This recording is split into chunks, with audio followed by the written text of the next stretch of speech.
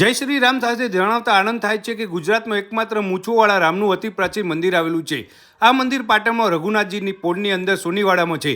આખા ભારતમાં ફક્ત 3 જગ્યાએ મૂછોવાળા રામનું મંદિર છે. એક કાશ્મીર, બીજું માઉન્ટ આબુ અને ત્રીજું આપણા ગુજરાતના પાટણમાં. પણ અત્યારે અત્યંત દયનીય અને ખંડિત હાલતમાં છે.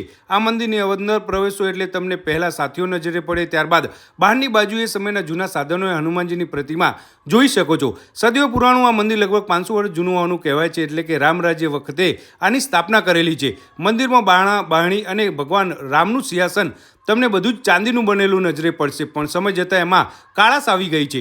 લાકડાની અદ્ભુત કોતરણી તમને અહીં જોવા મળશે અને આ ભારતનું એકમાત્ર મંદિર હશે જ્યાં એક સાથે ચારેય ભાઈઓના દર્શન તમને ભગવાન રામ અને સીતાની સાથે થશે. આમ મહોલ્લાના ભરતભાઈ પંચાલ અને એમના મિત્રો ભેગા મળી આ 22 તારીખે ભજન કરી ઉત્સવ મનાવશે. તો હવે તમે જ્યારે પણ પાટણ શહેર જાઓ ત્યારે આ મૂછોવાળા રામ ભગવાનના દિવ્ય દર્શન કરવાનું ના ભૂલતા.